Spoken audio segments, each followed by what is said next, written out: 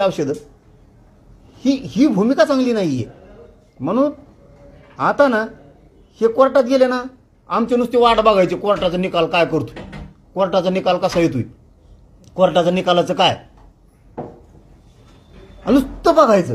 मराठ्यांचे आमचे बांधव बघायची भूमिका घ्यायची की त्यांनी चॅलेंज केलं काय करतंय कोर्ट बघू।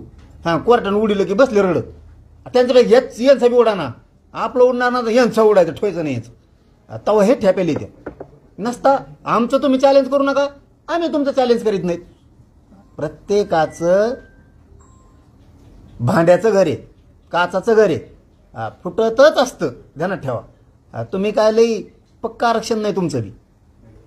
हे 16% आरक्षण दिलेलं आहे त्यावेळेस हे आरक्षण 100% उडत आहे आणि त्याची तयारी आम्ही सुद्धा फुल करतो। आता लागू ती काय लागायचं ते आम्ही तयारी केली।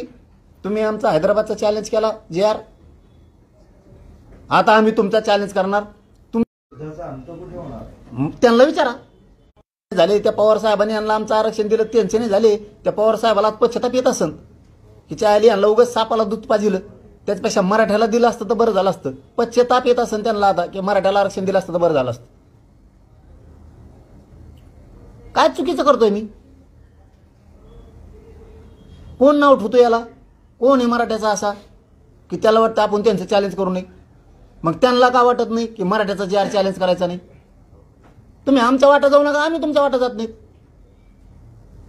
आणि तुम्ही आमचे JR रद्द करणार, आरक्षण रद्द करणार आणि आम्ही कवर बघायची भूमिका घेणार, खाली माने घालून कवर जागणार आम्ही। तुम्ही उठा सुटता की कोर्टात पळता, उठाचा सुटता की मोर्चे काढता, उठाचा सुटता की नुसते आग उकाता तुम्ही मराठ्यांच्या विरोधात। आणि किती दिवस सहन करायचे आम्ही नको नको नको म्हणून, तुम्ही थोडं बी थांबा ना, तुम्ही माजाड्यासारखेच करायला लागले। मग आता तुम्ही मास्तर तर जिरावं लागेल ना, त्याशिवाय तुम्ही गप नाही बसणार। आता होणार आहे फाईट। शरद पवारांचं काय म्हणतंय? नाही ते सांगितलं तुम्हाला मी की आमचं आरक्षण आहे 16% आणि त्यात गेलेल्या जाती त्या आरक्षणात बसतच नाही।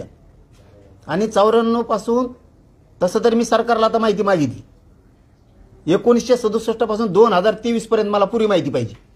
आरक्षणात कोणत्या जाती घातल्या, कशा घातल्या, काय निकष लावून घातले, हे मागासवर्ग आयोगाच्या यादीत बसतेत का, केंद्रीय मागासवर्ग आयोगाच्या यादीत बसतेत का, हे निकष पूर्ण करतेत का, ह्या जाती प्रगतशील आहेत का, आहेत तर मग कस काय घातल्या, कोण कोणासारखा दिसतोय, काय सिद्ध केलं तुम्ही घेऊ त्याच्यासारखा दिसतो म्हणून।